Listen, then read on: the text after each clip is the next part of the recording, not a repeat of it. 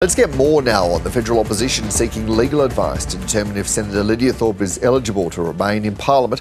The Shadow Foreign Minister, Senator Simon Birmingham, joins us now from Adelaide. Welcome to the program. What is the advice you're seeking?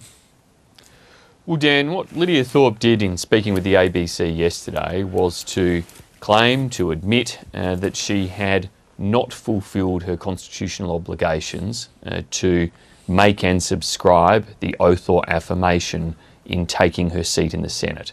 That's what Section 42 of the Australian Constitution requires an individual to do, to make and subscribe the oath or affirmation of office to then be eligible to take their seat in the Senate. And Lidia Thorpe yesterday clearly made the statement and the claims that in making the affirmation, she actually didn't do so in accordance with the constitutional requirements as annexed in the Constitution.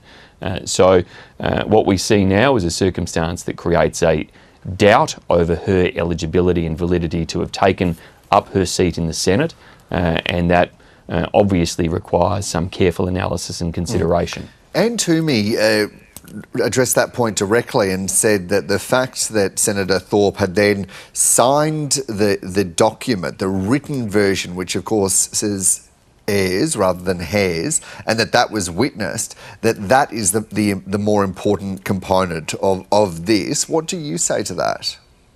Professor Anne Toomey's advice and analysis is important to this. She's one of Australia's leading constitutional scholars. She's also said that she believes there is something for the President of the Senate to look at here as to whether, in fact, the requirements have been fulfilled appropriately.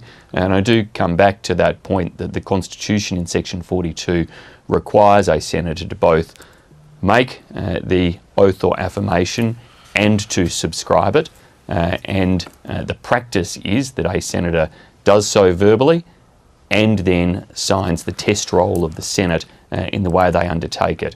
Lidia Thorpe seems to be trying to wear as some badge of honour her claim that she subverted that process and in fact that she didn't make or take the affirmation of office, and that is her claim. It's not one that I'm making up or seeking to create an issue around. She's volunteered that information, and if you like, it's analogous in parts of its approach to what happens in the House of Commons in the Westminster, where a number of members of Parliament there have been elected from Northern Ireland representing Sinn Féin.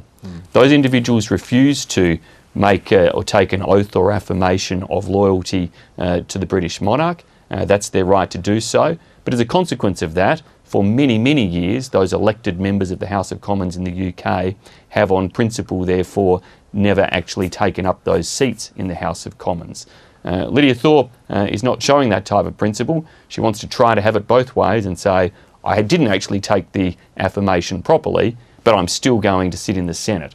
Well, that's not the intent, nor potentially the detail of our Constitution. And in terms of the options that you're exploring, what are those? Dan, we obviously want to be guided by what is proper and constitutional, and upholding Australia's Constitution is important to ensure the integrity of the laws of our land, the operation and principle of the Senate. I think in addition to this constitutional question, there is an important practical and, if you like, diplomatic one that the Parliament needs to now explore. Lidia Thorpe's actions aren't the first Green, or in her case, disaffected or thrown out Green Senator to cause disruption. I think she would describe herself as. Well, she can describe herself whatever she wants. She's in the Senate because people voted Greens, and that should actually be a warning to Australian voters that if you vote Greens, you get this type of extreme senator.